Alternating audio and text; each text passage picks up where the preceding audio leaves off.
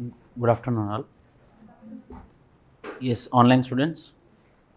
Governance ఒకటి చాలా typical. అందరూ గవర్నెన్స్ నెగ్లెక్ట్ చేస్తారు. బట్ గవర్నెన్స్ రోల్ చాలా ఎక్కువ.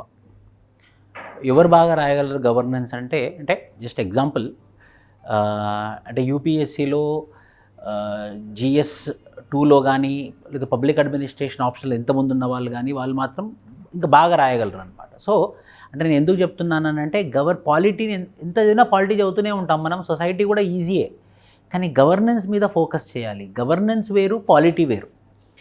గవర్నెన్స్ అంటే application of polity in administration is called as governance. అంటే ఆ కాన్స్టిట్యూషన్ని, ఆ పాలిటీ అనేది స్టాటిక్, గవర్నెన్స్ అనేది డైనమిక్. సో ఈ పాలిటీని మనము అడ్మినిస్ట్రేషన్లో అప్లై చేయడమే గవర్నెన్స్. అడ్మినిస్ట్రేటివ్ మెకానిజంని ఎలా రన్ చేయాలి అన్నదే గవర్నెన్స్. ఇప్పుడు మీరు గ్రూప్ 1 ఆఫీసర్ అయి మీరు ఇవ్వాల్సింది ఏంటంటే పాలిటీ కాదు. మీరు గ్రూప్ 1 ఆఫీసర్ అయి మీరు ఇవ్వాల్సింది సొసైటీ కూడా చేయాల్సింది ఏం లేదు, మీరు చేయాల్సింది గవర్నెన్స్, మీరు ఇవ్వాల్సింది గవర్నెన్స్. సో గవర్నెన్స్ చాలా చాలా ఇంపార్టెంట్. అందుకే సెకండ్ అడ్మినిస్ట్రేటివ్ రిఫార్మ్స్ కమిషన్ 2008లో ఏమని రికమెండ్ చేసిందని అంటే, ఎవరైతే సివిల్ సర్వీసెస్ ప్రిపేర్ అవుతారో వాళ్ళకి సపరేట్ కాలేజ్ అనేది ఒకటి ఉండాలి. ఆ కాలేజీలో ఒక ఎంట్రన్స్ కోసమే వాళ్ళు ఎగ్జామ్ రాయాలి. రాసిన తర్వాత అది గవర్నెన్స్ కాలేజీలో వాళ్ళ గవర్నెన్స్ మీద క్లాసెస్ చెప్పిన తర్వాత సివిల్ సర్వీసెస్ అనే ఎగ్జామ్ రాయాలి అని అడ్మినిస్ట్రేటివ్ రిఫార్మ్స్ కమిషన్ రికమెండ్ చేసింది. సో గవర్నెన్స్ చాలా చాలా ఇంపార్టెంట్. అది గ్రూప్ 1 ఆఫీసర్, సివిల్ సర్వీసెస్ కాదు, గ్రూప్ 1 ఆఫీసర్ ఇంకా చాలా ఇంపార్టెంట్. ఎందుకంటే గ్రూప్ 1 ఆఫీసర్ ప్రజలకి చాలా అందుబాటులో ఉంటాడు ఒక ఐఏఎస్ ఆఫీసర్ కన్నా. ప్రజలకి అందుబాటులో ఉండేటటువంటి ఆఫీసరు సివిల్ సర్వెంటా లేకపోతే ఐఏఎస్ ఆఫీసరా, గ్రూప్ 1 ఆఫీసర్ అంటే మొదట గ్రూప్ 1 ఆఫీసర్ అని అంటారు. సో మీరు ఆ ఫీల్డ్ మీద ఉండి ఆ గవర్నెన్స్ యొక్క ఫ్రూట్స్, ఆ గవర్నెన్స్ యొక్క బెనిఫిట్స్ మీరు ఇస్తారన్నమాట. సో ఆ గవర్నెన్స్ అనేది మీకు తెలిసి ఉండాలి. గవర్నెన్స్ చాలా చాలా ఇంపార్టెంట్. ఇప్పుడు Tspsc చైర్మన్ కనుక ఎవాల్యుయేషన్ చేసేటప్పుడు పేపర్ 3కి ఈ 5 క్వశ్చన్లు, ఈ గవర్నెన్స్లో ఉన్నటువంటి 5 క్వశ్చన్స్లు ప్రాపర్గా చూడండి అని అన్నాడు అని అంటే ఆ Tspsc చైర్మన్ ఇంటెలిజెంట్ అని ఒప్పుకోవాలి. ఎందుకంటే మీరు ఇచ్చేది గవర్నెన్స్ కాబట్టి మీకు సబ్జెక్ట్ నాలెడ్జ్ ఎక్కువగా ఉండాల్సింది గవర్నెన్స్ సబ్జెక్ట్ మీద. సో వాటికి మనం ఆన్సర్స్ ఎలా రాయాలన్నది ఈరోజు చూద్దాము. సో ఈ గవర్నెన్స్ నేను మంచి ఆన్సర్స్ చెప్పగలనా చెప్పలేనా అన్నదానికి సాక్ష్యం ఏంటంటే, నేను 2014 వరకు 2 ఆప్షనల్ ఉన్నప్పుడు ఒక ఆప్షనల్ నాది ఆంథ్రపాలజీ, ఇంకో ఆప్షనల్ పబ్లిక్ అడ్మినిస్ట్రేషన్. కాబట్టి గవర్నెన్స్ నేను కొట్టిన పిండి. మరి పాలిటీకి నేను ఎలిజిబుల్లా కాదు, ఎందుకంటే స్టాటిక్గా ఉన్నటువంటి పాలిటీని అప్లై చేయడమే. కాబట్టి నేను LLB, LLM and practising advocate at Hyderabad high court. కాబట్టి polity governance is suitable for me. So ఎలా ఆన్సర్స్ రాయాలో క్లియర్గా చెప్తాను నేను. మొట్టమొదటి ప్రశ్న, ఈ గవర్నెన్స్ పౌరులకు సాధికారత భావాన్ని ఎలా అందిస్తుందో చర్చించండి. అంటే discuss how e governance provides a sense of empowerment to the citizens. అంటే ఈ గవర్నెన్స్ ప్రజలకి ఎంపవర్మెంట్ ఎలా ఇస్తుంది. ఇప్పుడు అంతా ఈ గవర్నెన్స్. Tspsc నోటిఫికేషనే ఒక ఈ గవర్నెన్స్, మనం అప్లికేషన్ చేసేది ఈ గవర్నెన్స్, వాళ్ళు హాల్ టికెట్లు పంపించేది ఈ గవర్నెన్స్, మనం హాల్ టికెట్లు డౌన్లోడ్ చేసుకునేది ఈ గవర్నెన్స్. ఈ particular ప్రాసెసే e governance అంటామన్నమాట. So first మనం ఏమని మెన్షన్ చేయాలి అని అంటే గవర్నెన్స్ ఈజ్ ఆన్సర్ రాసే ముందు, ఈ ఇంట్రడక్షన్లోనే మనం స్టార్ట్ చేసే ముందు గవర్నెన్స్ అంటే ఏంటో మెన్షన్ చేయాలి. గవర్నెన్స్ అని అంటే providing services, delivery of services at the doorsteps of the citizens is called as governance. మీకు 3 డిఫరెన్స్ చెప్తాను. గవర్నమెంట్ అంటే ఏంటి, గవర్నెన్స్ అంటే ఏంటి, గుడ్ గవర్నెన్స్ అంటే ఏంటి. గవర్నమెంట్ అంటే రెగ్యులేటరీ మెకానిజం. అంటే government only law and order, government ఎప్పటికీ ఇన్స్పెక్టర్లానే బిహేవ్ చేస్తుందన్నమాట. అన్ని బండ్లు లైన్కి ఉన్నాయా లేవా, అందరు లైన్కి వచ్చారా లేరా, అందరు టైంకి వచ్చారా లేదా, అంతవరకే. అది గవర్నమెంట్ అంటే ఓన్లీ రెగ్యులేటరీ మెకానిజంని చూసేది మాత్రం గవర్నమెంట్. ఒక బాడీ అందరు లైన్లో ఉన్నారా లేదా, అందరు చెప్పులు వేసుకుని వచ్చారా లేదా అని చూసుకునేది మాత్రం గవర్నమెంట్. గవర్నెన్స్ అంటే ఏంటంటే ఏవైతే గవర్నమెంట్ ప్రొవైడ్ చేయాల్సిన సర్వీసెస్ సిటిజన్కి ఎలా కావాలో ఇచ్చేది గవర్నెన్స్. ఏవైతే సర్వీసెస్ సిటిజన్స్ కావాలో ఆ సిటిజన్స్కి కావాల్సిన విధంగా ఇచ్చేది గవర్నెన్స్. గుడ్ గవర్నెన్స్ అంటే away services, away delivery of services at the doorsteps of the citizens. Citizens are no more citizens, citizens are clients to the government. అంటే గవర్నమెంట్ ఒక firm, government ఒక business firm. ఆ government యొక్క ఫర్మ్కి క్లయింట్లు ఎవరు అంటే సిటిజన్స్. ఒక ప్రైవేట్ ఆర్గనైజేషన్కి క్లయింట్లే కదా బిజినెస్ తీసుకొచ్చేది. ఒక ప్రైవేట్ ఆర్గనైజేషన్కి, ఒక కార్పొరేట్ కంపెనీకి ఎవరు డబ్బులు పట్టుకొచ్చేది, క్లయింట్లు. అదేవిధంగా గుడ్ గవర్నెన్స్ అంటే గవర్నమెంట్ యొక్క మెకానిజము సిటిజన్ ఇప్పుడు సిటిజన్ కాదు, సిటిజన్ ఒక క్లయింట్ అన్నమాట, సిటిజన్ ఒక కస్టమర్ అన్నమాట. సో ఒక ప్రైవేట్ ఆర్గనైజేషన్లో కస్టమర్ని ఎలా చూసుకుంటామో ఈ గవర్నమెంట్ ఆర్గనైజేషన్లో కూడా మనం సిటిజన్ని కూడా ఒక క్లయింట్ లాగా, ఒక కస్టమర్ లాగా చూసుకొని అతనికి సర్వీసెస్ మనం ప్రొవైడ్ చేయాలన్న కాన్సెప్టే గుడ్ గవర్నెన్స్. సో గవర్నమెంట్కి గవర్నెన్స్కి గుడ్ గవర్నెన్స్కి ఉన్నటువంటి తేడా. ఇందులో ఈ గుడ్ గవర్నెన్స్ ప్రొవైడ్ చేసే తరుణంలో అన్నిటికన్నా బెస్ట్ మోడల్ ఏంటి అని అంటే ఎలక్ట్రానిక్ గవర్నెన్స్. ఎలక్ట్రానిక్ గవర్నెన్స్ అంటే ఏంటంటే we are enabling information communication technology, అంటే ఐసీటీని వాడుకుంటూ ప్రజలకు సర్వీసెస్ ప్రొవైడ్ చేయడము, delivery of services itself is called as e governance. So ఇందులో ఎన్ని రకాలు ఉంటాయి? 3 రకాలు ఉంటాయి. Government to government, government to business are government to citizen. ఇలా 3 రకాలైనటువంటి గవర్నెన్స్ మెకానిజమ్స్ ఉంటాయి ఈ గవర్నెన్స్లో. అంటే government to government, central government to state government, government to business like private organizations applying for licenses, private organizations applying for environmental clearances, government to business, లేకపోతే government to citizen, direct citizen నన్న government approach అవ్వడం, ఏంటి caste certificate కోసమో లేకపోతే income certificate కోసమో. So ఇన్ని రకాల services electronic మాధ్యమం ద్వారా, ఇన్ని రకాల సర్వీసెస్ ఎలక్ట్రానిక్ మాధ్యమం ద్వారా సర్వీస్ ప్రొవైడ్ చేస్తే అది ఈ గవర్నెన్స్. అలా ఫస్ట్ పారాగ్రాఫ్లో మనము మొట్టమొదటి గవర్నెన్స్ అనేది రాసి డైరెక్ట్ ఈ గవర్నెన్స్లోకి వెళ్ళకుండా ఫస్ట్ పారాగ్రాఫ్లో ఫస్ట్ సెంటెన్స్లో గవర్నెన్స్ అంటే ఏంటో మెన్షన్ చేసి, గవర్నెన్స్ తర్వాత వచ్చేది గుడ్ గవర్నెన్స్, గుడ్ గవర్నెన్స్లో ఒక మోడల్ పేరు ఈ గవర్నెన్స్, ఈ గవర్నెన్స్ యొక్క రోల్ ఏంటంటే స్మార్ట్ గవర్నెన్స్ ఇవ్వడము. స్మార్ట్ అంటే simple, moral, accountable, responsible and transparent. ఇవన్నిటిని ఫోకస్ చేస్తూ ఇవన్నిటిని రీచ్ అవుతూ ఇచ్చేటటువంటి గవర్నెన్స్ మెకానిజమే ఈ గవర్నెన్స్ అని ఫస్ట్ పారాగ్రాఫ్లో రాసిన తర్వాత రెండో పారాగ్రాఫ్లో మీ ఆన్సర్కి వెళ్ళాలి. మొదటి పారాగ్రాఫ్ ఇంట్రడక్షన్, ఈ గవర్నెన్స్ ఎన్ని కవర్ అయ్యాయో చూడండి. గవర్నెన్స్ కవర్ అయింది, గుడ్ గవర్నెన్స్ కవర్ అయింది, ఈ గవర్నెన్స్ ఎగ్జాంపుల్లా కవర్ అయింది, స్మార్ట్ అనేది కూడా మెన్షన్ చేశాను నేను క్యాపిటల్ లెటర్స్లో. Simple, moral, accountable, responsible and transparent first paragraph. కానీ ఫస్ట్ పారాగ్రాఫ్ ఆన్సర్ కాదు, అది ఇంట్రడక్షన్ మాత్రమే. ఇక సెకండ్ పారాగ్రాఫ్లో నేను క్వశ్చన్కి ఆన్సర్ రాస్తున్నాను. So discuss how e governance provides a sense of empowerment. Second side heading పెట్టొచ్చు, ఇబ్బందే లేదు. సో ఈ governance is providing empowerment to the citizens. 1 by 1 point wise మనం మెన్షన్ చేయాలి అన్నమాట. ఏంటి? నంబర్ 1, ఈ governance is ensuring timely delivery of services. Example citizen charters ఇలా రాయాలి. So timely delivery of services to the citizens, example citizen charters. అంతే. రెండోది less corruption, because in e governance people to government officer association is reduced. Why? Because here electronic medium is taking the medium between the citizen and the government. So the contact between the government officer and the citizen is reducing. So the chance of asking corruption or the chance of giving corruption will be reduced. Hence there will be less corruption in e-governance. రెండో point. మూడో point మీరే చెప్పాలి, ఇది class కాదు, ఇది exam రాశారు already. మూడో point ఇంకేమున్నాయి? ఈ గవర్నెన్స్లో సింగిల్ విండో క్లియరెన్స్ సిస్టమ్ అనేది ఉంటుంది. సో అన్నీ ఒకటే చోటకు వచ్చి ఆగిపోతుంది అనమాట. అది ఎన్విరాన్మెంటల్ క్లియరెన్స్ అయితేనేమి, లేకపోతే లైసెన్స్ పర్మిట్ అయితేనేమి, లేకపోతే గవర్నమెంట్ పర్మిట్ అయితేనేమి, లేకపోతే ల్యాండ్ అక్విజిషన్ అయితేనేమి, లేకపోతే ఎలక్ట్రిసిటీ పర్మిషన్ అయితేనేమి, ఇవన్నీ ఒకటే సెంటర్కి వచ్చి ఆగుతుంది. దాన్ని single window clearance e governance ద్వారా ఇస్తాం. ఇంకొకటి ఇవన్నీ ఎంపవర్మెంట్ ఇలా చేయడం వల్ల ఏమవుతుంది? సిటిజన్ యొక్క ఎంపవర్మెంట్ అవుతుంది. Next, through RTI which we can file through electronic medium we can know how much money has been spend on one particular project and how much has been disburse, how much work has been done, we can know through electronic medium. Next, ఐదోది అంటే empowerment of citizens. ఇంకా direct delivery of services. ఇంకా safety and security of women కూడా governance, అది కూడా భాగం. ఎలా? Now when we go to police station there is no gender sensitisation. Now I can file electronic FIR also through e police stations. So this is possible because of e governance. ఇంకా next, corruption cases. If I give a complaint on any government officer, I am feared that any person can witch hunt me, అంటే నా మీద పగ తీర్చుకోవచ్చు. So I am using some apps, for example, తెలంగాణనే అవసరం లేదు. For example, Andhra Pradesh government has came up with an app which is called as 1018 app.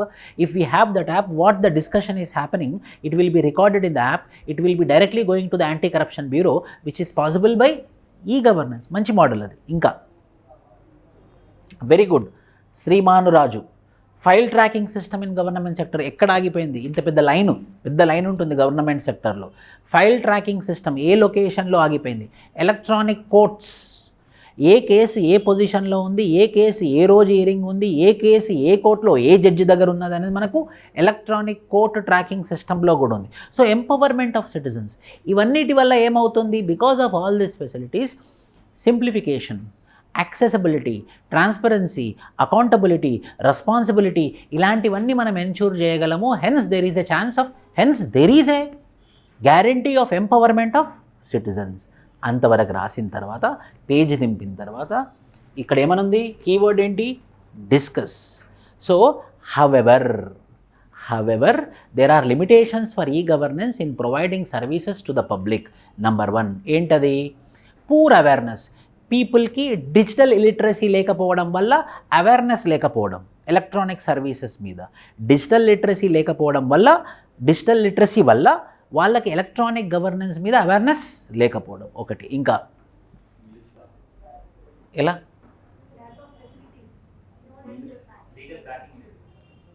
IT act ఉంది కదా, IT act 2000. Internet infrastructure, absence of infrastructure. ఇంకా very good. E governance is in English language itself is a hurdle. ఇంకా very good. One size fits all అనే system e గవర్నెన్స్లో ఉంటుంది, but one size fits all is absent. ఇంకా ఇవన్నీ కారణాలు. Improper training to the functionaries. అక్కడ కూర్చున్న government ఆఫీసర్కే తెలియదు. అక్కడ షట్ డౌన్ అయిపోయింది అనుకోండి, ఏదైనా అయిపోయింది అనుకో, ఇట్రండి ఇక్కడ హడావుడి అయిపోతుంది. ఒక మౌస్ పని చేయకపోతే the person who is on the system he doesn't have the knowledge. ఈ కారణాల చేత ఇవన్నీ హర్డిల్స్ ఉన్నాయి. So there is a need for proper training for the officers అని మనం కంక్లూడ్ చేస్తాం. ఎందుకనంటే the key point is discuss. నేను ఇందులో ఎగ్జాంపుల్స్ ఆర్టీఏ మెన్షన్ చేశాను, సిటిజన్ చార్టర్ మెన్షన్ చేశాను, నేను ఆంధ్రప్రదేశ్ ఏసీపీది యాప్ మెన్షన్ చేశాను. ఇంకేమేమి మెన్షన్, ఆన్సర్లో భాగంలా రావాలి ఎగ్జాంపుల్స్ అని మెన్షన్ చేయని అవసరం లేదు. ఫస్ట్ మనం ఎగ్జాంపుల్స్ అని మెన్షన్ చేస్తాము. నెక్స్ట్ స్టేజ్ ఆఫ్ ఆన్సర్ రైటింగ్లో ఏమవుతుందంటే ఆ ఎగ్జాంపులే ఆన్సర్లో భాగంగా రావాలి. ఎలక్ట్రానిక్ కోర్ట్స్ గురించి మెన్షన్ చేశాము, ఇంకా ఫైల్ ట్రాకింగ్ గురించి మెన్షన్ చేసాం, మనం ఇన్ని ఎగ్జాంపుల్స్ మెన్షన్ చేసాము. రెండో ప్రశ్న ఏంటంటే 73వ రాజ్యాంగ సవరణ గ్రామీణ పాలనలో జిల్లా కలెక్టర్ల పాత్రను తగ్గించింది. మంచి విషయం ఇది. అంటే బ్యూరోక్రాటిక్, అంటే ఏదైతే బ్యూరోక్రాటిక్ హర్డిల్ ఉందో ఆ బ్యూరోక్రాటిక్ హర్డిల్ని తక్కువ చేసింది 73rd కాన్స్టిట్యూషనల్ అమెండ్మెంట్ యాక్ట్. ముఖ్యంగా డిస్ట్రిక్ట్ కలెక్టర్ యొక్క రోల్ తగ్గించింది. The 73rd Constitutional Amendment Act reduced the role of district collector in rural governance. Comment. First paragraph ఏంటి? 73rd Constitutional Amendment గురించి రాయాలి. సో 73rd Constitutional Amendment 1992లో వచ్చింది. దానివల్ల ఏంటి? Grass root level democracy ensure చేస్తున్నాము. Compulsory gram panchayat should be established every 5 years. There is a need for elections అని first పారాగ్రాఫ్లో రాస్తున్నాం. అది ఇంట్రడక్షన్ మాత్రం, అది ఆన్సర్ కాదు. సెకండ్ పారాగ్రాఫ్లో The 73rd Constitutional Amendment reduced the role of district collector. Second పారాగ్రాఫ్లో డిస్ట్రిక్ట్ కలెక్టర్ యొక్క రోల్ ఏముండే అది కదా. ఫస్ట్ ఏ రోల్ రెడ్యూస్ అయిందంటే ఫస్ట్ ఆయనకి ఏ రోల్ ఉండే? ఆ డిస్ట్రిక్ట్ కలెక్టర్కి ముఖ్యంగా 3 రోల్స్ ఉండే. ఏంటంటే regulatory activities such as law and order, number 1. Developmental activities, number 3. Supervision of departments. ముఖ్యంగా ఈ 3 రోల్స్ ఉండే అతనికి. ఏంటిది? మొట్టమొదటిది law and order also under the control of district collector. Number 2, developmental activities also under the control of district collector. Number 3, supervision of all the line departments అంటే staff. అన్ని డిపార్ట్మెంట్లు, డిస్ట్రిక్ట్లో ఉన్న అన్ని డిపార్ట్మెంట్లన్నీ ఆయన చేతిలో ఉన్నాయి. ఇప్పుడు థర్డ్ పారాగ్రాఫ్లో because of 73rd constitutional amendment act the role of district collector has been reduced. Number 1. ఎలానో చెప్పండి. ఇంతకుముందు గ్రామ సభ లేదు, డిస్ట్రిక్ట్ కలెక్టర్ అనుకుంటే తప్పించి డెవలప్మెంట్ అయ్యేది కాదు. ఇప్పుడు గ్రామ సభకి ఏవైతే ఫండ్స్ వస్తున్నాయో, గ్రామ సభ is constitute under article 243D and this గ్రామ సభ is empowered to make developmental activities in the village. But up to now, who is to make the developmental activities in the village? District collector. So, number one. Number two, if any audit need to be done in any village school, district collector need to give order to the Mandal educational officer, that the Mandal educational officer used to come and conduct audit in the schools. Now, Grama Sabha itself is empowered to do audit in the schools as well as midday meal schemes. Antena kada? Moodu. Inka cheppandi. District collector. న్యాయ పంచాయతీకి head ఎవరు? District collector కాదు, న్యాయ పంచాయతీకి head district collector. ఇక్కడ question ఏంటి? District collector. ఇంకెక్కడెక్కడ role తగ్గింది?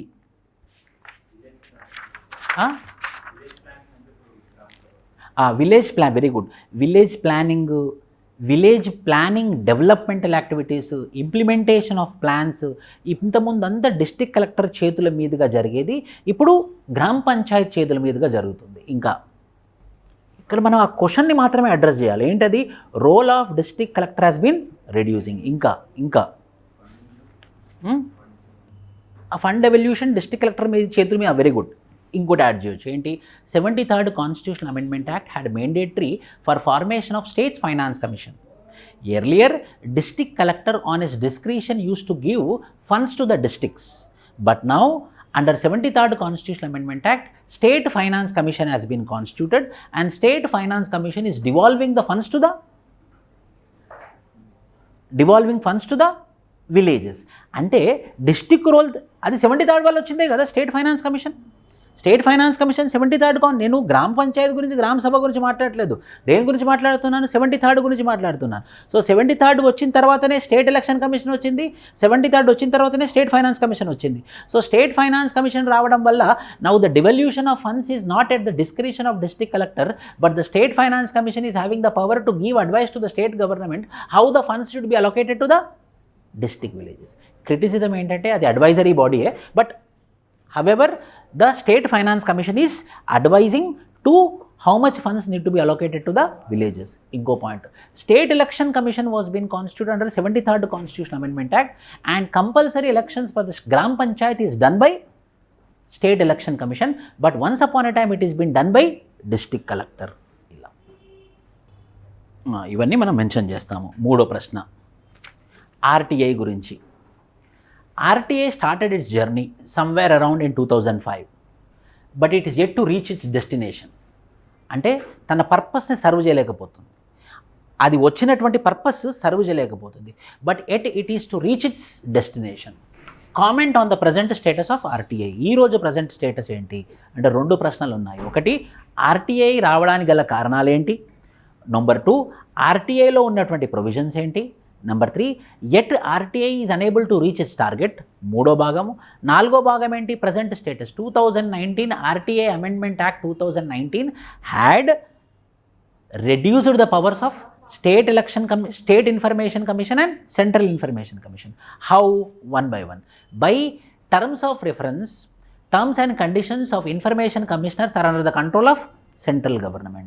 Appointment of state information commission and central information commission is under the control of central government. Salaries and allowances and promotions are under the control of central government. So overall it lost its independence. Overall it became a parrot under a caged parrot.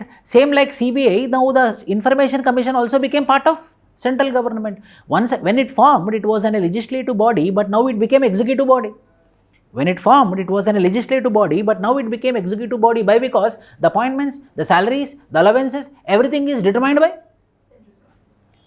4 భాగాలు. అంటే ఆ ప్రశ్నని మనం divide చేయాలి. ఒక మంచి answer అంటే ఏంటంటే, ఒక ప్రశ్నని మనం ఎన్ని విధాలుగా డివైడ్ చేస్తే అంత మంచి ఆన్సర్ అన్నమాట. సో 4 విధాలుగా డివైడ్ చేశాను. ఒకటి ఇంట్రడక్షన్, RTI రావాల్సిన యొక్క అవసరం. గవర్నమెంట్ అడ్మినిస్ట్రేషన్లో ఒపేసిటీ ఉండేది, అది బ్రిటిష్ లెగసీ లాగా కంటిన్యూ అవుతూనే ఉంది పోస్ట్ ఇండిపెండెన్స్ టైమ్స్లో. దానికి ఒఫిషియల్ సీక్రెట్స్ యాక్ట్ అనే చట్టం సపోర్ట్ చేస్తుంది కాబట్టి complete corruption was there in the administration of the country. In order to avoid this, right to information came in to action or implemented from 2005. Introduction. రెండోది RTI యొక్క objectives. What are the objectives of RTI? Any individual, any citizen can approach the government officer for the sake of asking information with respect to funds, allocation, salaries, etcetera etcetera. And it is the mandatory for the public information officer to provide the information with in the time span. మీరు రోజులు మర్చిపోయారు అనుకోండి, with in the time span అని పెట్టేయండి. ఒకటి చెప్తాను, ఇంకొకటి, తప్పులు రాసే బదులు రాయకుండా ఉండడం ఉత్తమం. గుర్తు రాకపోతే దాన్ని జనరలైజ్ చేసేయండి within the time span, within the time span. ఇలా ఆర్టీఐ యొక్క ఆబ్జెక్టివ్స్ రాస్తాము, ప్రొవిజన్స్ రాస్తాము. మూడోది, ఇప్పుడు క్వశ్చన్కి వస్తాము. But however RTI is unable to reach its objectives. RTI is unable to reach its objectives. ఎందుచేత? Number 1, number 2, number 3, number 4. ఎందుకు RTI is unable to reach its objectives? Pendency of cases. Number 1, ఈ రోజు వరకు 2,50,000 చాలా pendency cases ఉన్నాయి. Number 1. Number 2, ప్రతి డిపార్ట్మెంట్లో public information officer కానివ్వండి, అసిస్టెంట్ పబ్లిక్ ఇన్ఫర్మేషన్ ఆఫీసర్ కానీ లేడు. ఇంకా లెంతీ ప్రొసీజర్. ఇంకా ఎన్ఫోర్స్మెంట్ లేదు. అంటే ఎవరైనా ఆర్టీఐ ఇన్ఫర్మేషన్ డినై చేశారనుకోండి, నాకు గ్రివాన్స్ రిడ్రెసల్ లేదు. అతను ఎందుకు ఇవ్వట్లేదో, నాకు ఇన్ఫర్మేషన్ ఇవ్వట్లేదు, నేను సబ్మిట్ చేస్తున్నాను కానీ నాకు ఇన్ఫర్మేషన్ లేదు. నేను కంప్లైంట్ చేయడానికి గ్రివాన్స్ రిడ్రెసల్ మెకానిజం లేదు. నేను కంప్లైంట్ ఇచ్చిన తర్వాత ఎన్ఫోర్స్మెంట్ మెకానిజం లేదు. ఇంకా ఈ ఆర్టీఐ కింద భయం. Very good. ఈ ఆర్టీఐ కింద నేనేమైనా ఆర్టీఐ ఫైల్ చేస్తే నన్ను ఏమన్నా అంటారేమోనన్న భయంతో అతను ఆర్టీఐ ఆఫీస్కే వెళ్ళడం లేదు. Lack of whistle blower which is linked with RTI. ఇంకా ఈ కారణాల చేత మనం ఈ రోజు వరకు కూడా ఆ డెస్టినేషన్కి రీచ్ కాలేకపోతున్నాము. Then next reading is present status. ఈ ప్రజెంట్ స్టేటస్లో ఏం మెన్షన్ చేయాలి మనము? Since last 3 years, it's wonder. First point, last 3 సంవత్సరాల నుంచి సెంట్రల్ ఇన్ఫర్మేషన్ కమిషనర్ని అపాయింటే చేయలేదు. అసలు సెంట్రల్ ఇన్ఫర్మేషన్ కమిషనర్ని అపాయింట్ చేయనప్పుడు అసలు ఎవరు అది పట్టించుకునేది? బాస్ లేని బాడీ ఏంటి? ఆర్టీఐ. నెంబర్ 1. నెంబర్ 2, ఆర్టీఐని నీరు గార్చారు. ఎందుచేత? అది అమెండ్మెంట్కి లోన్ అయింది 2019లో. సో మొత్తం పవర్లు ఇండిపెండెంట్గా పనిచేసేటటువంటి బాడీ ఇప్పుడు ఎవరి కింద పనిచేస్తుంది? So RTI is having power, but that power of wings was been removed by central government అన్నది ఫైనల్ కంక్లూషన్. కానీ అయినప్పుడు మళ్ళీ మనం సొల్యూషన్ ఇవ్వాలి కదా ఫైనల్ కంక్లూజన్లో. However, right to information will be ensuring accountability, transparency in the governance. It need to be strengthened, but it should not be degenerated. దానికి ఎంత బలం ఇస్తే అంత మంచిది. సో ప్రజెంట్ గవర్నమెంట్ అన్నా దాన్ని ఇంకా ప్రోత్సహించాలి అన్నది కంక్లూజన్. 4వ ప్రశ్న, నేషనల్ హెల్త్ పాలసీ 2017. ఇది ఎందుకు అడిగారు సార్? కరెంట్ అఫైర్ కాదు కదా. National health policy, health for all. National health policy ఎందుకు అనంటే, ఇప్పుడు కొత్త ఎలక్షన్స్ రాబోతుంది. అండ్ మొన్న బడ్జెట్ డిస్కషన్ అప్పుడు నరేంద్ర మోడీ ఒక నోటిఫికేషన్, అంటే ఆ గవర్నమెంట్, బీజేపీ గవర్నమెంట్ ఏమని నోటిఫికేషన్ ఇచ్చిందంటే, we are planning to come up with a new health policy. So కొత్త హెల్త్ పాలసీతో మేము రాబోతున్నాము అని ఒక హింట్ ఇచ్చింది. సో అందుచేత అసలు పాత హెల్త్ పాలసీ ఏంటో తెలవాలి కదా. ఇప్పటి వరకు మనకు ఒక హెల్త్ పాలసీ ఉంది 2017లో. దాని పేరు ఏంటంటే నేషనల్ హెల్త్ పాలసీ. ఇది combination of national rural health machine and national urban health మిషన్ని 2 కలిపి ఫామ్ చేసినటువంటిదే నేషనల్ హెల్త్ పాలసీ. ఇంతకుముందు మనకు నేషనల్ రూరల్ హెల్త్ మిషన్ ఉండేది, నేషనల్ అర్బన్ హెల్త్ మిషన్ ఉండేది. ఇవి రెండింటిని కలిపి చేసినటువంటి single umbrella policy is national health machine. So introduction రాస్తాం మనం. ఇంట్రడక్షన్ ఏం రాస్తామనంటే, recently government of India had came up with an idea that they want to frame a new national health policy. In this context, we need to know about the old national health policy. Hence the old or previous national health policy is 2000. It had merged national rural health mission and national urban health mission into one particular policy, which is called as national health policy 2017 అని దాని యొక్క అది రాసిన తర్వాత కింద objectives లేకపోతే salient provisions of national health policy అని side heading పెట్టేసి ఆ నేషనల్ హెల్త్ పాలసీలో ఉన్నటువంటి పాయింట్స్ మెన్షన్ చేస్తాము. మొట్టమొదటి పాయింట్ ఏమని ఉంటుందంటే, బడ్జెట్ అలొకేషన్లో 2.5% of GDP of money of budget should be allocated for health sector by 2025. అది మొట్టమొదటి పాయింట్ అనమాట. అంటే ఎక్స్పెండిచర్ పెంచాలి మొట్టమొదటిది. రెండోది ఏముంటుందంటే అవుట్ ఆఫ్ పాకెట్ ఎక్స్పెండిచర్. ప్రజలు ఏదైతే వాళ్ళ పాకెట్ నుంచి ఎక్స్పెండిచర్ పెడుతున్నారో హెల్త్ సర్వీసెస్ కోసము అది రెడ్యూస్ చేయాలి. అంటే ఇవన్నీ ఆబ్జెక్టివ్స్ అనమాట నేషనల్ హెల్త్ పాలసీలో. So free medicines, free diagnosis, free emergency provisions in all government hospitals. రెండో పాయింట్. మూడోది providing health card to every household. నాలుగో point timely revision of all essential medical, timely revision of all essential medicines. ఈ 4 objectives ఉన్నాయి. మొట్టమొదటిది ఏంటి? 2.5% of GDP expenditure budget allocation for health sector. రెండోది ఏంటి? Free diagnosis, emergency services in all the government hospitals. మూడోది ఏంటి? Out of pocket expenditure should be reduce. Out of pocket expenditure అంటే నేను నా జేబులోకి వెళ్ళి నేను ఖర్చు పెట్టుకోకూడదు, గవర్నమెంటే నా హెల్త్ గురించి పట్టించుకోవాలి. నెక్స్ట్ పాయింట్ ఏంటి? Providing health care to every house hold. ప్రతి ఒక్క హౌస్ హోల్డ్కి ఆరోగ్యశ్రీ లాగా ఒక కార్డ్ అనేది ఉండాలి అన్నది ఆబ్జెక్టివ్. ఇందులో ఒకటి ఇంపార్టెంట్ పాయింట్ ఉంది, నేను మోడల్ ఆన్సర్లో ఇచ్చాను, ఇది ఖచ్చితంగా చదవండి. ఆ policy identified coordinated action on 7 priority areas. ఏమంటుందనంటే ఈ నేషనల్ హెల్త్ పాలసీ ఒక 7 కోఆర్డినేటెడ్ ఏరియాస్ని కవర్ చేస్తూ ఈ పాలసీ మెన్షన్ చేసిందన్నమాట. ఒకటేమో స్వచ్ఛ భారత్ అభియాన్, రెండోదేమో balanced health diet and exercises, మూడోదేమో addressing tobacco, alcohol and drugs, నాలుగోదేమో యాత్రి సురక్ష అంటే రోడ్ యాక్సిడెంట్స్ తక్కువ చేయడము, ఐదేదేమో నిర్భయ నారి ఉమెన్ హెల్త్ కోసము, ఆరోదేమో వర్క్ ప్లేస్లో మంచి ఎన్విరాన్మెంట్ ఉండడము, ఏడోదేమో ఇండోర్ అవుట్డోర్ ఎయిర్ పొల్యూషన్. అంటే అర్థం చేసుకోండి, ఇప్పుడు ఓన్లీ అప్పటి వరకు ఏమైందంటే 2017 వరకు హెల్త్ అంటే ప్రైమరీ హెల్త్ లేకపోతే సెకండరీ హెల్త్ మాత్రమే అనుకునేవాళ్ళు. ఈ నేషనల్ హెల్త్ పాలసీ 2017లో ఏం చేశారంటే రూరల్ హెల్త్ని, అర్బన్ హెల్త్ని 2 కలిపేసి టార్గెట్స్ పెట్టి అది కోఆర్డినేటెడ్ ఎఫర్ట్ లాగా ఉండాలి. స్వచ్ఛ భారత్ అభియాన్ అంటే క్లీన్లీనెస్, స్వచ్ఛ భారత్ అభియాన్ని కూడా నేషనల్ హెల్త్ పాలసీ కింద జతచేర్చారు. రెండోది ఏంటి? ఇప్పుడే చెప్పాను నేను, ఎక్సర్సైజ్, డైట్, బ్యాలెన్స్డ్ డైట్ రెండోది. మూడోది ఏంటి? Addressing alcohol, drugs, liquor. నాలుగోది ఏంటి? జెండర్, నిర్భయ నారి. ఐదోది ఏంటి? యాత్రి నారి అంటే రైల్ యాక్సిడెంట్స్, రోడ్ యాక్సిడెంట్స్ తక్కువ చేయడం. ఆరోది ఏంటి? వర్క్ ప్లేస్లో మంచి ఎన్విరాన్మెంట్ ఉండడం, ఫర్ ఎగ్జాంపుల్ వాష్రూమ్స్ ఉండడం, work place environment. Next indoor outdoor pollution కూడా. ఇన్ని రకాలు అంటే ఏంటి? This national health policy was taking care about holistic health of the citizens అని మెన్షన్ చేసిన తర్వాత కింద but however there is lacunae, ఏదేమైనటికి కూడా లెక్యునే ఉంది. ఇప్పుడు మన 2022 బడ్జెట్ తీసుకున్నా కూడా 1.5% ఆఫ్ జీడిపి మాత్రమే హెల్త్ సెక్టర్కి మనం అప్లై చేస్తున్నాము.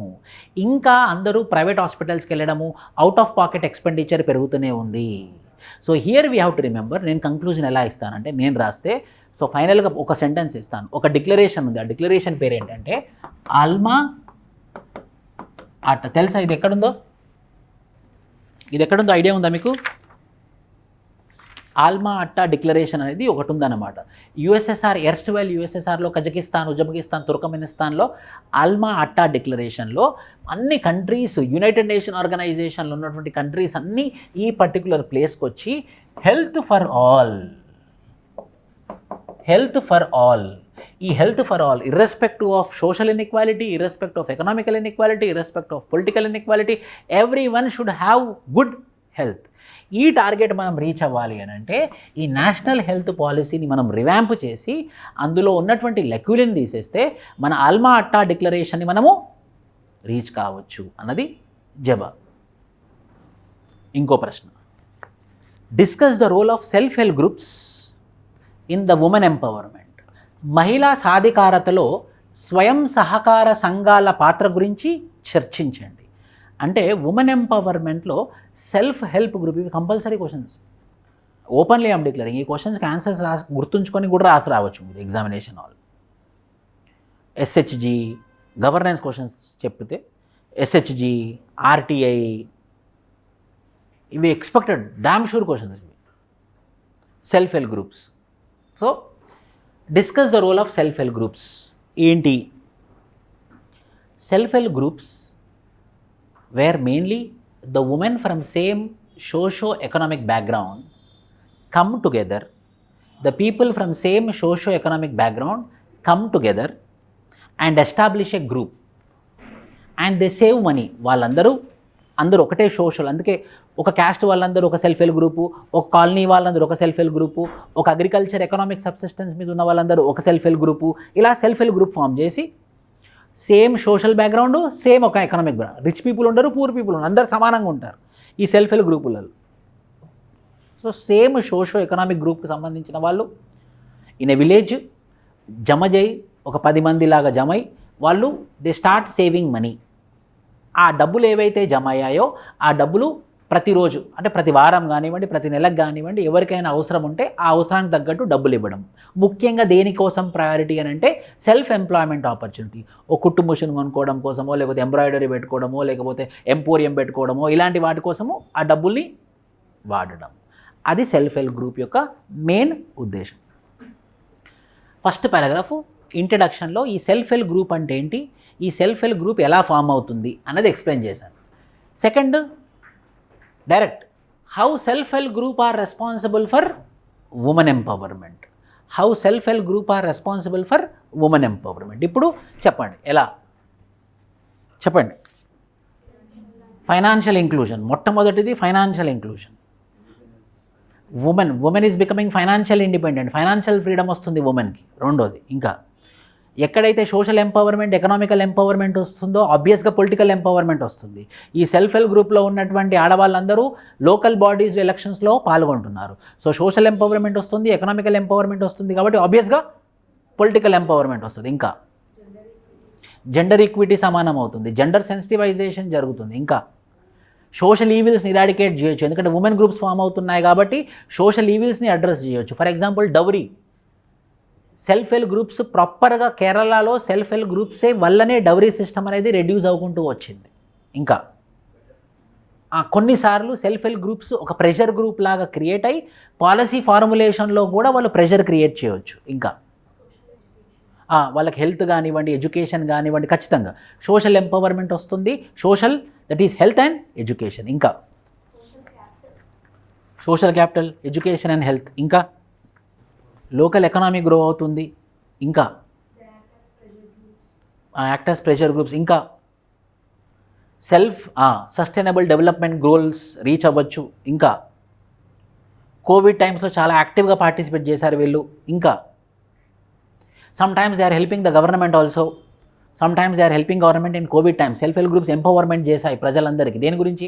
వ్యాక్సినేషన్ గురించి, లేకపోతే వ్యాక్సిన్ తీసుకునే వాళ్ళు కాదు. ఇంకా ఎలక్షన్ టైమ్స్లలో వీళ్ళకి బాగా సపోర్ట్ చేసేవారు సెల్ఫ్ హెల్ప్ గ్రూప్సే, ఒకటే రకమైనటువంటి చీరలు కట్టుకొని. ఇంకా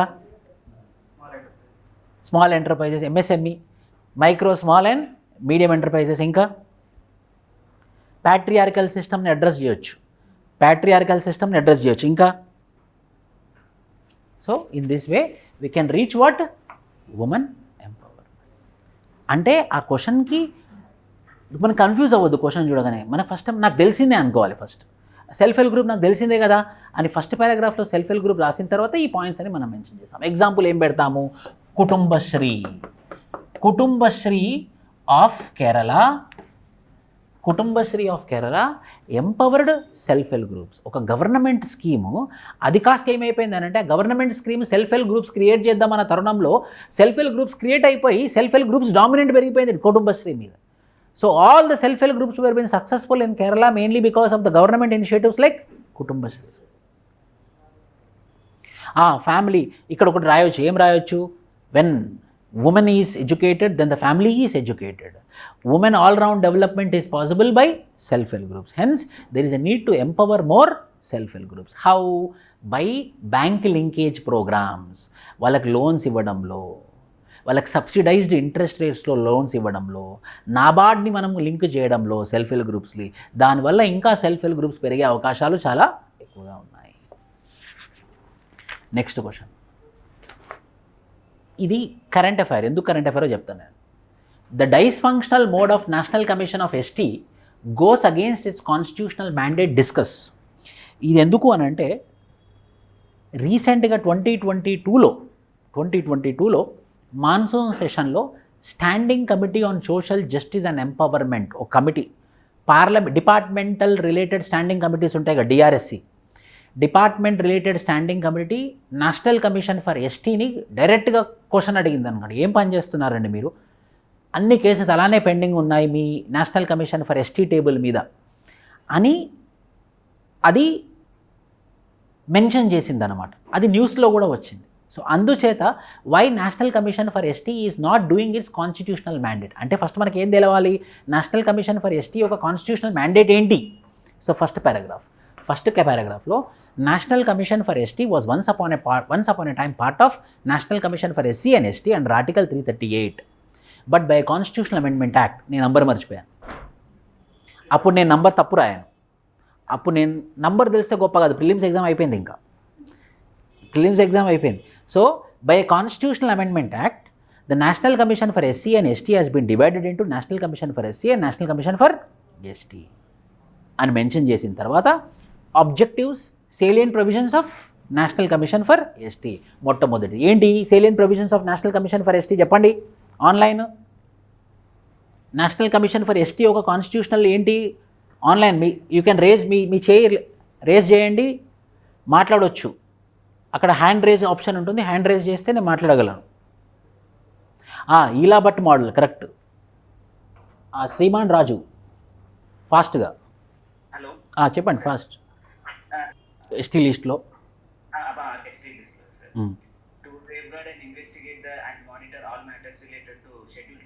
very good, very good.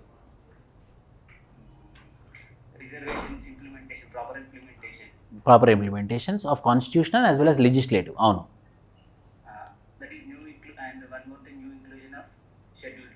Into ST list చెప్పారు, వెరీ గుడ్. ఇలా మనము ఆ కాన్స్టిట్యూషనల్ ప్రొవిజన్స్ ఏంటో మెన్షన్ చేస్తాము. ఇక్కడ dysfunctional model of national commission of ST goes against this constitutional mandate. So NCST is not working according to constitutional mandate. Number 1. Number 2 ఎందుకో చెప్పండి, annual reports submit చేయట్లేదు. According to standing committee on social justice and empowerment annual report submit చేయకపోవడం వల్ల అసలుకి ఎస్టీలో యొక్క development ఎలా జరుగుతుందో పార్లమెంటేరియన్స్కి తెలియకపోవడం నెంబర్ 1. నెంబర్ 2 ఏంటి, నేషనల్ కమిషన్ ఫర్ ఎస్టీలో మ్యాన్ పవర్ లేదు, స్టాఫ్ లేదు. మూడోది బడ్జెటరీ అలొకేషన్ జరగట్లేదు national commission for ST, so office bearers లేరు. ఇంకా చాలా రిపోర్ట్స్ అన్ని పెండింగ్ ఉంటున్నాయి ఈ కారణాల చేత. So measures required. What are the measures required? Number 1 staff need to be provided, skilled staff need to be provided. Number 2 periodic reviews should be given. Third annual report should be submitted. ఇంకా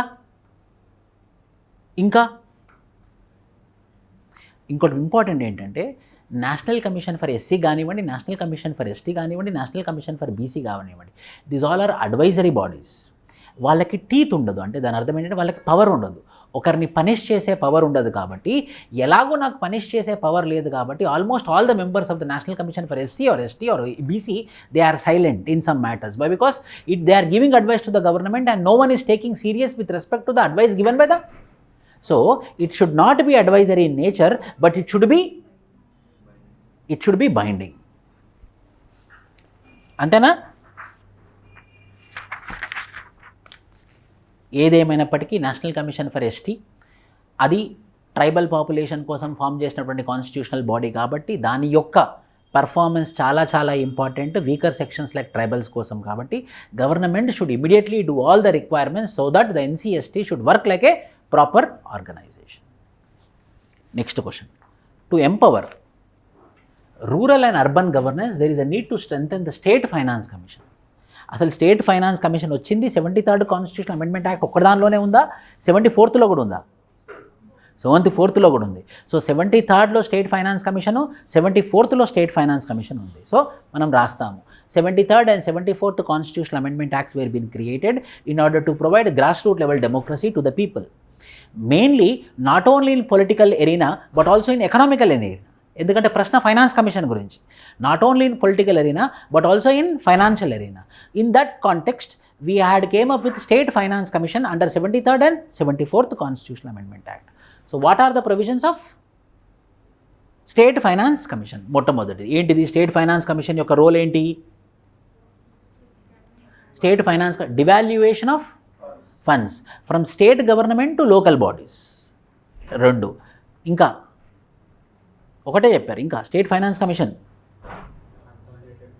చెప్పండి. State finance commission యొక్క role మొట్టమొదటిది devaluation of funds from state government, not from central government, state government to local bodies ఒకటి. ఇంకా రెండోది panchayat and municipality, panchayat and state government, between panchayat and state government, కరెక్టే, panchayat and state government, municipalities and state government, sharing of taxes. ఇంకా empowering, the another duty is the state finance commission have the duty to empower the local bodies to levy tax, అంటే for example ఇప్పుడు మనము ఇప్పుడు మల్లెల తీర్థం శ్రీశైలం వెళ్ళేటప్పుడు మల్లెల తీర్థం వెళ్ళామనుకోండి, ఆడ మన కారు పెట్టుకోవడానికి మనము ట్యాక్స్ కట్టాలి. ఆ ట్యాక్స్ ఎవరికి వెళ్తుంది? It's not going for state government, it's going for local bodies. So అలా empowerment of taxation, local taxation on the recommendations of state finance commission. ఇంకా గ్రాంట్స్ ఏంటి? కన్సాలిడేటెడ్ ఎంత గ్రాంట్స్ అనేది రావాలి కన్సాలిడేటెడ్ ఫండ్ ఆఫ్ స్టేట్ నుంచి determine చేసేది ఎవరు అని అంటే స్టేట్ ఫైనాన్స్ కమిషన్. ఇంకా augmentation of consolidated fund of state, correct. ఇంకా any other matter referred by governor to by the any in financial matters any matter refer to state finance commission by the governor. ఇవన్నీ duties. To empower rural and urban governance there is a need to strengthen this finance commission. ఇప్పుడు మనం mention చేస్తాం ఏంటి? First most important point ఏంటంటే ఆ ఎంపవర్మెంట్లో మొట్టమొదటి point ఏంటంటే అది అడ్వైజరీయా బైండింగా? స్టేట్ ఫైనాన్స్ కమిషన్ యొక్క రికమెండేషన్స్ అడ్వైజరీయా బైండింగా? చెప్పండి. స్టేట్ ఫైనాన్స్ కమిషన్ యొక్క కాదు, స్టేట్ ఫైనాన్స్ కమిషన్ యొక్క recommendations advisory. So it should not be advisory, it should be binding. Number 2, state finance commission పీరియాడికల్గా ఫామ్ అవ్వట్లేదు. ఎందుకంటే స్టేట్ ఫైనాన్స్ కమిషన్ ఫామ్ చేసేది స్టేట్ గవర్నమెంట్ చేతిలో ఉంది కాబట్టి చాలా ఇర్రెగ్యులర్గా స్టేట్ ఫైనాన్స్ కమిషన్ ఫామ్ చేస్తున్నారు. 3వది, most of the members in state finance commission or bureaucrats but not academicians. కానీ అదే సెంట్రల్ ఫైనాన్స్ కమిషన్లో చూస్తే అందరు అకాడమిషియన్స్, ఇంటెలిజెన్స్ స్పెషలిస్ట్ ఉన్నారు, బ్యూరోక్రాట్స్ ఒకరో ఇద్దరు ఉన్నారు. కానీ స్టేట్ ఫైనాన్స్కి వచ్చేసరికి ఏమైందనంటే అందరూ బ్యూరోక్రాట్సే కానీ అకాడమిషియన్స్ లేరు. ఇంకా very good, no reliable data ఉంటే కదా మనం పాలసీ చేయొచ్చు. స్టేట్ ఫైనాన్స్ కమిషన్ యొక్క బాధ్యత ఏంటి? పాలసీ చేయడం. కానీ no reliable data at the state level, local level నుంచి ప్రాపర్గా డాటా రాకపోవడం వల్ల ఈ స్టేట్ ఫైనాన్స్ కమిషన్ కూడా ఎలాంటి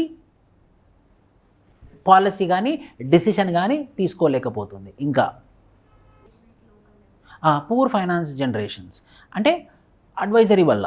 పూర్ ఫైనాన్స్ ఎందుకు రావట్లేదు? వాళ్ళు ట్యాక్సెస్ వేయకపోవడం వల్ల. ఇంకా అది స్టేట్ ఫైనాన్స్ కమిషన్ చేయాలి.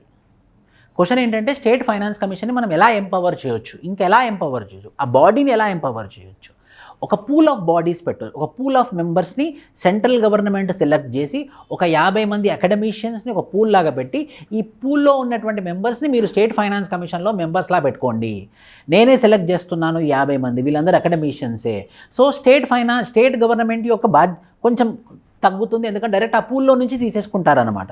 ఎవరెవరు ఆ స్టేట్ ఫైనాన్స్ కమిషన్లో అంటే ఎక్కడ ప్రాబ్లం అంటే ఆ కంపోజిషన్లో ప్రాబ్లం. స్టేట్ ఫైనాన్స్ కమిషన్కి ఎక్కడ ప్రాబ్లం వస్తుందంటే కంపోజిషన్లో ప్రాబ్లం వస్తుంది, కానీ కాన్స్టిట్యూషనల్ మ్యాండేట్లో కాదు. సో ఆ కాంపోజిషన్ యాక్టివ్గా లేకపోవడం వల్ల, అది ఫ్రీక్వెంట్గా పెట్టకపోవడం వల్ల there is a problem with state finance commission. ఇంకా అన్ని స్టేట్స్లలో స్టేట్ ఫైనాన్స్ కమిషన్ యూనిఫామ్గా లేకపోవడం, వన్ సైజ్ ఫిట్స్ అంటే అన్ని యూనిఫామ్ లేకపోవడం, ఎవరికి ఇచ్చిన ఏ స్టేట్కి నచ్చినట్టు ఆ స్టేట్కి నచ్చినట్టు ఆ స్టేట్కి నచ్చినట్టు. సో ముఖ్యంగా ఎవరు వస్తున్నారు స్టేట్ ఫైనాన్స్ కమిషన్లో? Politically unemployed people are becoming the members of state finance commission. ఎవరు వస్తారు? Politically unemployed people are becoming state finance commission. ఇవి రాసి మనము ఫైనల్ కంక్లూజన్ ఇస్తాము. నెక్స్ట్, ఇది కూడా important question, parliamentary committees politics సంబంధించింది కాదు, డైనమిక్ ఇది. So parliament discuss the significance of parliamentary committees. First parliamentary committee అంటే ఏంటి? పార్లమెంటరీ కమిటీ అంటే ఏంటి? Online raise your hand. Parliamentary committee అంటే ఏంటి? నాకు పార్లమెంటరీ కమిటీ అంటే ఏంటి, డిపార్ట్మెంట్ రిలేటెడ్ స్టాండింగ్ కమిటీ అంటే ఏంటో చెప్పండి difference.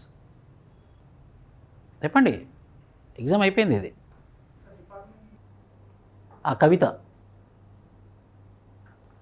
Yes please.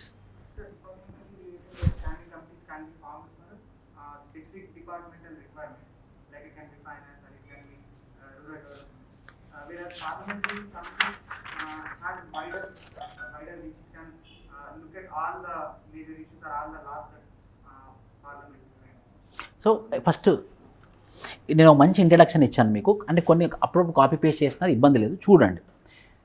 రిప్రజెంటేటివ్నెస్, responsiveness and accountability are the foundational pillars of parliamentary democracy.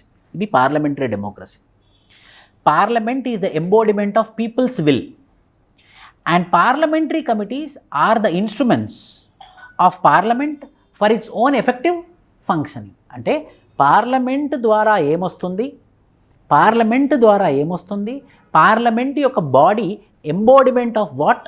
So ఆ particular objective of parliament reach అవ్వాలి అని అంటే ఏ ఇన్స్ట్రుమెంట్ని వాడాలి? పార్లమెంటరీ కమిటీ అనే ఇన్స్ట్రుమెంట్ని వాడాలి. సో ఇట్లాంటి ఈ parliamentary committees is expected question. Parliamentary committees ఒకప్పుడు the number was very large. Parliamentary committees, joint parliamentary committee, ప్రతి మినిస్ట్రీకి ఒక పార్లమెంటరీ కమిటీస్ ఉంటాయి. ఇప్పుడు బీజేపీ గవర్నమెంట్ వచ్చిన తర్వాత ఏమైందంటే పార్లమెంటరీ కమిటీస్ తక్కువగా ఫామ్ చేస్తున్నారు. పార్లమెంటరీ కమిటీస్ తక్కువగా ఫార్ములేట్ చేస్తే ఏమవుతుందంటే ఆడిటింగ్ తక్కువ అవుతుంది, అకౌంటబిలిటీ తక్కువ అవుతుంది, స్క్రూటినీ తక్కువ అవుతుంది, మల్టిపుల్ స్క్రూటినీ జరగట్లేదు, ఓన్లీ ఎంపీస్ మాత్రమే స్క్రూటినైజ్ చేస్తున్నారు. అదే పార్లమెంటరీ కమిటీ ఉంటే ఆ ఎక్స్క్లూజివ్ బాడీ కూడా స్క్రూటినైజ్ చేస్తుంది. ఎందుకనంటే అందులో రూలింగ్ పార్టీ మెంబర్స్ ఉంటారు, అపోజిషన్ మెంబర్స్ ఉంటారు. అప్పుడప్పుడు we can call the academicians also to become part of parliamentary committees. Significance. So parliamentary committee అంటే ఏంటో మనం మెన్షన్ చేసి, పార్లమెంటరీ కమిటీ యొక్క బాధ్యత ముఖ్యంగా ఏదైతే పార్లమెంటరీ డెమోక్రసీ రీచ్ అవ్వాలి అని అంటే అకౌంటబిలిటీ, రెస్పాన్సిబిలిటీ అండ్ ఆడిట్ జరగాలో అది జరిగేది పార్లమెంటరీ కమిటీ మీద. So parliamentary committee will be studying on the bills, parliamentary committee will be studying on ministry exclusively, on the department exclusively, on the policies exclusively, on the schemes exclusively. So second, discuss the significance. So second paragraph, significance of parliamentary committees. ఏంటి significance చెప్పండి? Inter ministerial coordination జరుగుతుంది. అన్ని ministries నుంచి ఆ parliamentary కమిటీలో ఉండడం వల్ల, for example ఇప్పుడు మనం తీసుకున్నాం అనుకోండి, స్కిల్ డెవలప్మెంట్ తీసుకున్నాం అనుకోండి, కౌశల్ స్కీమ్ ఉంది, ప్రధానమంత్రి కౌశల్ యోజన ఉంది. ఈ ప్రధానమంత్రి Kaushal Yojana ministry of skill development and entrepreneurship కింద ఉంది. కానీ ఇది అదొక మినిస్ట్రీకి సంబంధించిందా? కాదు, హెల్త్కి సంబంధించింది, ఎంప్లాయ్మెంట్కి సంబంధించింది, స్కిల్ డెవలప్మెంట్కి సంబంధించింది. సో ఈ పార్లమెంటరీ కమిటీస్లో ఈ డిఫరెంట్ మినిస్ట్రీస్ వాళ్ళు ఇందులో పార్లమెంటరీ కమిటీస్లో భాగం అవ్వడం వల్ల ఇంటర్ మినిస్టీరియల్ కోఆర్డినేషన్ అయ్యి ఏ ప్రాపర్ ఆడిట్ జరిగి ఏ ప్రాపర్ అవుట్కమ్ వస్తుంది because of parliamentary committees. Number 1, inter ministerial coordination is possible. Second point, in-depth scrutiny. వాళ్ళు these are in-depth, they are keeping, వాళ్ళు టైం ఇన్వెస్ట్ చేసి in-depth scrutiny జరుగుతుంది, చాలా మంచి విషయం. మూడోది సెకండ్ స్క్రూటినీ. ఆల్రెడీ పార్లమెంట్లో స్క్రూటినీ జరుగుతుంది, ఇది రెండో స్క్రూటినీ జరుగుతుంది పార్లమెంటరీ కమిటీస్ వల్ల. ఇంకోటి వేస్ట్ఫుల్ ఎక్స్పెండిచర్ తగ్గుతుంది, ఎందుకంటే వాళ్ళే పార్లమెంటేరియన్స్ అనే కొత్త కమిటీ ఏం ఫార్మౌట్ చేయట్లేదు. Wasteful expenditure is coming down, opposition is part of it. So obviously it will be critically evaluated. ఇంకా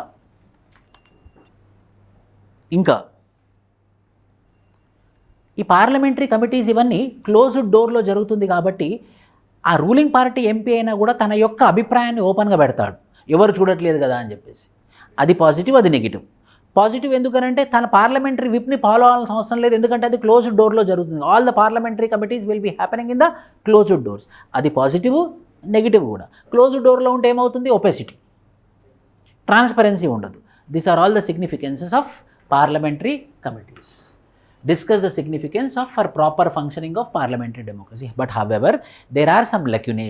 ఏంటవి? మొట్టమొదటిది, ప్రాపర్గా పార్లమెంటరీ కమిటీస్ కాన్స్టిట్యూట్ చేయకపోవడము, రెండోది సీరియస్నెస్ లేకపోవడము, మూడోది అటెండెన్స్ లేకపోవడం, ఆ పార్లమెంటరీ కమిటీస్లో ఉన్నటువంటి ఎంపీస్ అటెండ్ కాకపోవడము, ఫోర్త్ అకాడమిషియన్స్ని తీసుకోకపోవడము, ఇంకా advisory in nature. Very good. ఇంకా చెప్పండి. ఆన్లైన్ టెక్నికల్ ఎక్స్పర్టైజ్ లేకపోవడము, టైం బౌండ్ లేదు, టైం బౌండ్ లేకపోవడము, టేకింగ్ హ్యూజ్ టైము. ఇంకా so what are the way forward? Next third side heading, what are the way forward చెప్పండి. ఇప్పుడు వే ఫార్వర్డ్ ఏం చేద్దాం మనం? What are the good things which we have to do? What we have to do? Compulsory constitution of parliamentary committee should have a legislative backing. అంటే దానికి చట్టం లేదు. Parliamentary committees ఖచ్చితంగా ఫామ్ చేయాలి, పార్లమెంటరీ కమిటీస్ ఖచ్చితంగా ఫామ్ చేయకపోతే ఈ punishment వస్తుందని ఒక చట్టం లేకపోవడం, ఒక రూల్ ఆఫ్ లా లేకపోవడం, ఒక స్టాట్యుటరీ లా లేకపోవడం. So parliamentary committee should be made by a law. ఇంకోటి ఇంకా mandatory committees need to be constituted. Number 3, academician should be part of it. 4th, time bound scrutiny should be done. ఇంకా it should be binding or advisory? Binding. ఇంకా conclusion, primary role of parliament is deliberation, discussion and reconsideration, the hallmarks of any democratic institution. The parliament deliberations are reducing. So because the parliamentary deliberations are reducing, there is a need to increase the parliamentary scrutiny at least by parliamentary committees. Hence there is a need for more parliamentary committees. Anyone asked? Special minds. అవును, ఇది interesting question. ఇది మొత్తం governance question. ఇది market led development for India is not sufficient for inclusive growth. Explain. Market led development అంటే capitalism based అన్నమాట. అంటే మొత్తం market oriented. America మొత్తం market oriented, demand and supply oriented, profit and loss oriented, capital and investment oriented. Country like India, ఇక్కడ ఒక first paragraph ఎలా రాయొచ్చు అని అంటే, in a country like India where 40% of children are suffering with malnourishment, whether it is good to shift towards market led development or welfare led development. So it is welfare led development which is advisable rather than market led development, because market led development leads to, number 1, they bother only about capital, they bother only about profits, they put investment on infrastructure which is giving profits quickly, they will not put investment on those projects where the output is delayed, like road transport, like railway transport. Inka cheppandi, inka they won't bother about vulnerable sections, inka they are not bothered about poverty and hungry. Next, there is a need for welfare led development. Why? Because number 1, 40 malnourished people are there, empowerment should happen, development should happen. People are today also suffering with so many problems. అది ఏదైనా కానివ్వండి, అన్ని sections of పీపుల్కి welfare రావాలి. కాబట్టి market led development వర్తించదు, మనకి welfare led development అనేది వర్తిస్తుంది అన్నది జవాబు. సో ఇక్కడ నేను ఒక సొల్యూషన్ ఇచ్చాను మీకు మోడల్ ఆన్సర్లో కూడా ఉంది. అది క్యాపబిలిటీ అప్రోచ్. అంటే ఈ మార్కెట్ లెడ్ డెవలప్మెంట్ వర్తించదు, వెల్ఫేర్ లెడ్ డెవలప్మెంట్ జరగాలి. అందులో ఎలాంటి అప్రోచ్ ఉండాలి అంటే క్యాపబిలిటీ అప్రోచ్ ఉండాలి. అంటే గవర్నమెంట్ ఇవ్వకూడదు సోషల్ క్యాపిటల్, గవర్నమెంట్ ఇవ్వకూడదు social good, government education health ఇస్తూనే కెపాసిటీ పెంచాలి ప్రజలది, కెపాసిటీ పెంచాలి ప్రజలు, so that the people will be earning their own livelihood. Government should not make them habituated for the schemes of the government, they should be increasing their capability. ఇది ఎవరు చెప్పారు అంటే అమర్త్య సేన్ చెప్పాడు. So we need to have what type of approach? Capability approach. Last question, అసలు quasi judicial body అంటే ఏంటి? What are quasi judicial bodies? Explain the role in the governance of the country with the help of a suitable example. ఒక example తీసుకొని కూడా మనం explain చేస్తున్నాము. So quasi judicial body అంటే ఏంటి? A body which is formed by the government but which is not judiciary in nature and which is not headed by judges, which is headed by administrators is called as quasi judicial body, which is also adjudicatory in nature, అంటే పనిష్మెంట్లు కూడా ఇవ్వచ్చు, which is also adjudicatory in nature. For example election commission of India, అది జ్యుడిషియరీలో భాగం కాదు, అలా అని చట్టం ద్వారా ఎస్టాబ్లిష్ అయినది కాదు. That is a body which is established by the government. అది ఏదైనా కాదు, ట్రైబ్యునల్ కానివ్వండి, లేకపోతే అది కాన్స్టిట్యూషనల్ బాడీ అయినా సరే, లెజిస్లేటివ్ బాడీ అయినా సరే, అది కోర్టుకు సంబంధం లేకుండా అడ్మినిస్ట్రేషన్కి సంబంధించినటువంటి బాడీ అది అడ్జుడికేటరీ చేస్తే అవన్నీ quasi judiciary bodies. For example election commission. Next editing. What is the requirement for quasi judicial bodies? Number 1, pendency of cases in judiciary. రెండోది, high complexity and high cost. మూడోది, టెక్నికాలిటీస్. నాలుగోది, it is unreachable to the common public. So there is a need for a system whereby the people can have accessibility, affordability and availability. Hence the solution is quasi judicial bodies అని mention చేస్తాం మనం. We will write the ఒక example తీసుకోమన్నాడు కదా, ఏం example తీసుకుందాం? Election commission example, ఏదైనా example తీసుకోవచ్చు. నేను నేషనల్ గ్రీన్ ట్రైబ్యునల్ తీసుకుంటాను. National green tribunal is following rule of law or what? National green tribunals will follow what? Rule of law or anything? Natural justice. So ఆ మూమెంట్కి, ఆ particular సిట్యువేషన్కి ఏది జస్టిసో analyse చేసి మరీ జడ్జిమెంట్ ఇస్తారు. It is not rigid, it is not blindly following the rule of law, it is following natural justice.